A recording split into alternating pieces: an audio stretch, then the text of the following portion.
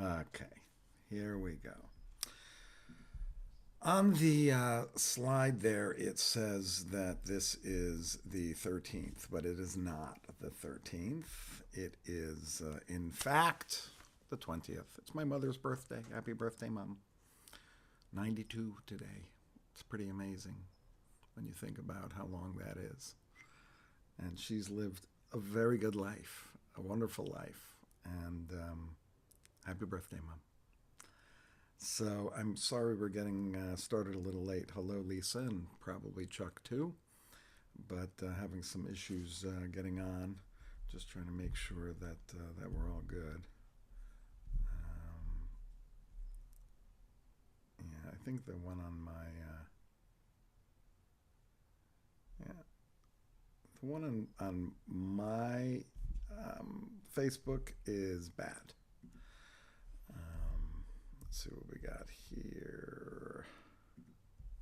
We'll start in 1 second.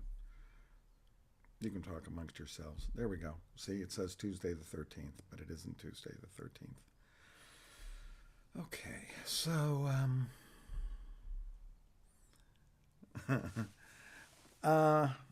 it's going to be canceled tomorrow. Tomorrow night, I'm not going to be able to make it, but today we're here, and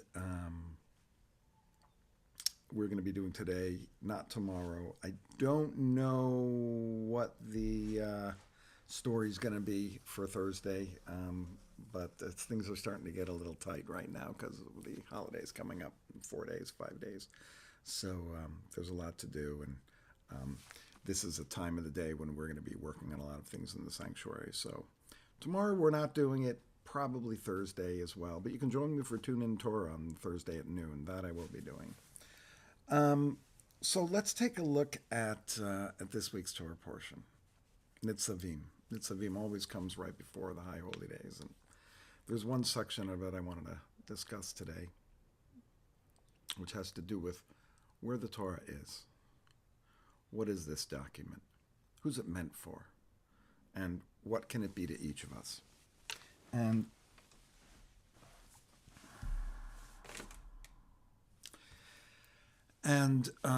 the line comes about halfway through the text. It says this teaching is not too far from you. It's not so far that you have to ask someone to go into space to get the Torah for you. It's not too far that you have to ask someone to swim across an ocean and get the Torah for you. It is in 3 places. Here, here, and here. It's in your heart, in your mind, and on your lips. And which says this is not a document, a text, or writings that was meant for the elite. This is a book that's meant for you and me. This is a teaching that is meant for anybody. It's not so far. You don't have to ask a professor what it means. Frankly, you don't even have to ask a rabbi what it means. The text was given to us. It's ours. And as long as you keep it here and here, close to your heart and on your lips, then it endures. And when we think about our theme of generations and generations, what it means is that every single generation, every single group of people that comes into the world, no matter when they were born or when they lived, have equal access to this text. Nobody has to send anybody away to get it for them. It's right here. And so when we think about the idea that the Torah is a human document, a document that is meant for all of us, except for the people where the sirens are going, then it becomes something that is not otherworldly. It becomes something it's not in heaven, right? It's not there, far from us. It is inside of us. It's what we say, it's what we feel, it's what we do. And connecting ourselves in such a way to the text allows it to literally become ours, because it's as close to you as it is close to me. It's as close to the guy down the street as it is anybody else. Now, it kind of goes along with another line that says God puts in front of us blessings and curses, like we've been talking about a lot. And I think the same is of the Torah. The Torah is put in front of us. It's ours. And then it's up to you to choose what you're going to do with it. Are you going to make it a part of who you are? Or are you not going to make it a part of who you are? And we have the freedom to make whatever decision we want to make as to what the Torah can mean, what the teachings can mean, what those words mean, how we take them into our hearts, and how we speak about them. And that, to me, is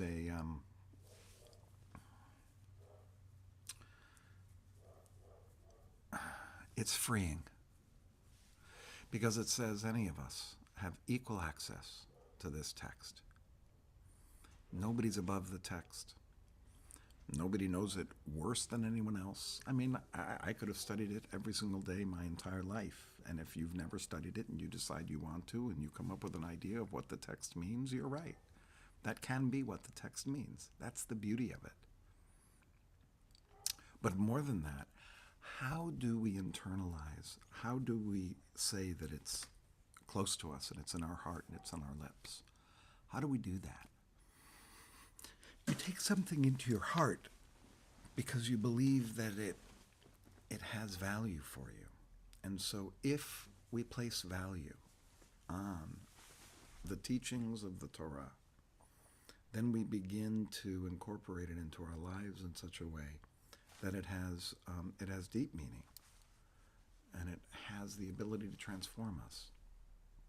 I like to think of the Torah text as ideas and concepts that I never would have thought about this week had I not studied the text. That there's thoughts that have come into my mind.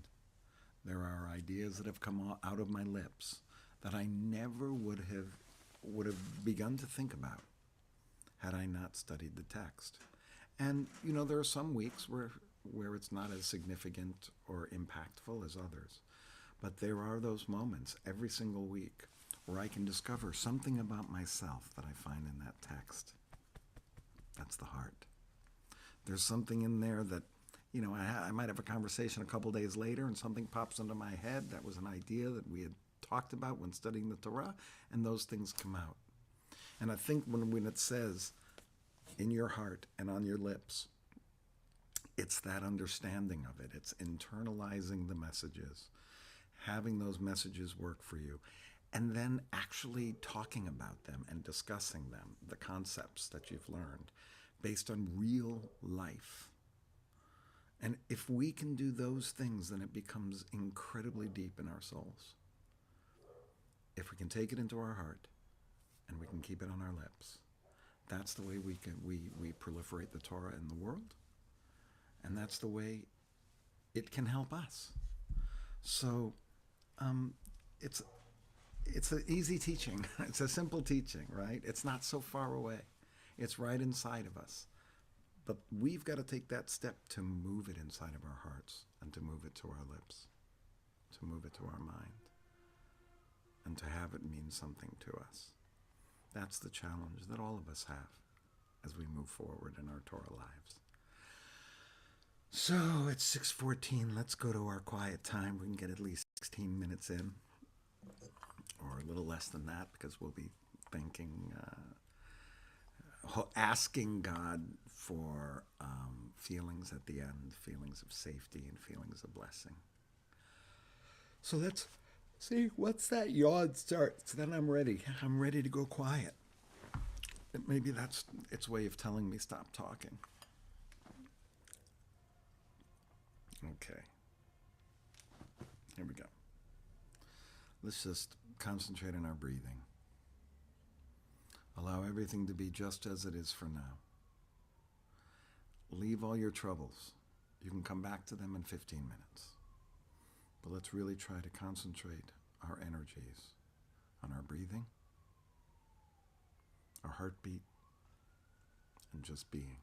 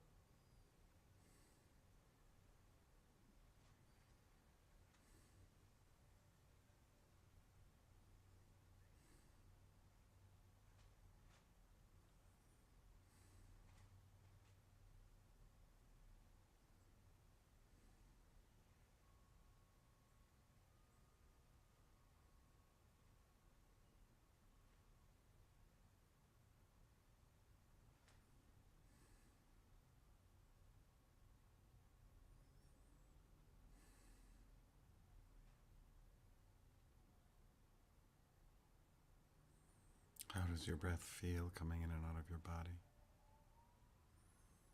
Is it easy to breathe? Are you laboring?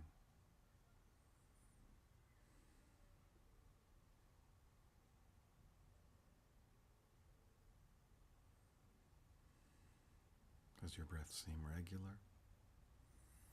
Does it feel cold going in and warm going out? Notice exactly how your breath feels in your body.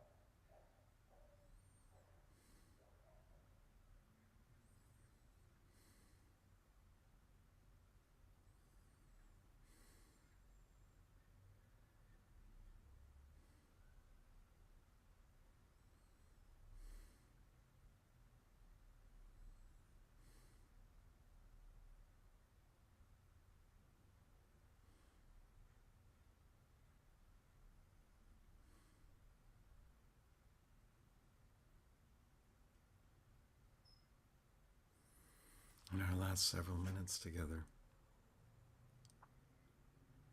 we ask for two feelings on Tuesday. It's Two Feeling Tuesday. May I feel safe. May I feel blessed.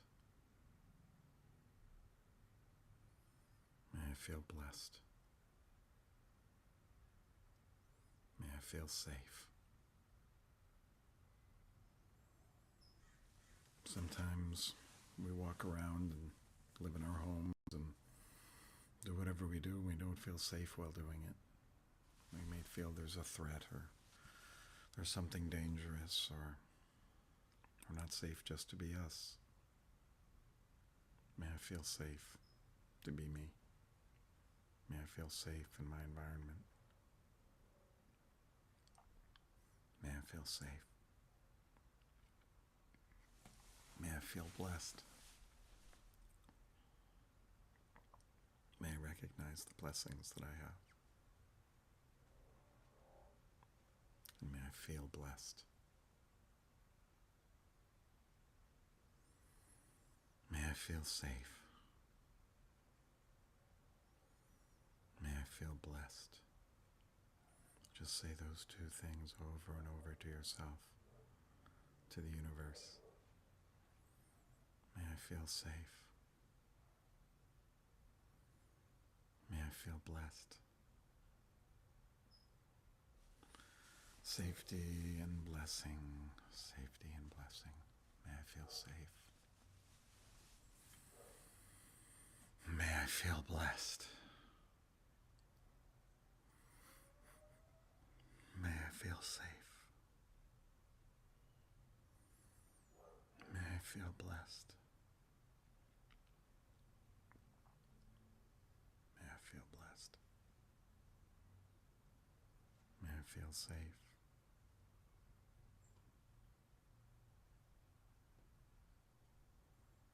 May I feel safe.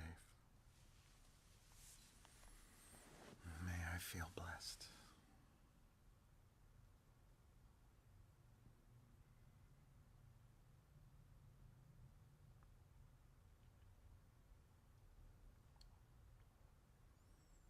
May I feel safe.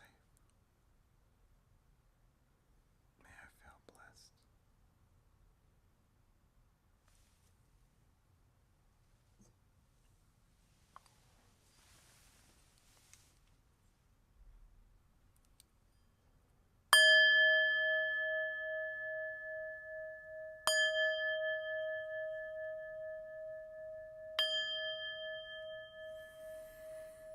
Thank you so much for joining me today. I hope that you were able to find some stillness and peace. And I do want to remind you our High Holy Day video is coming out tomorrow, so take a look on Facebook. And maybe that could be your meditation for tomorrow. It should be coming out at some point in the day. May you feel blessed, and may you feel safe.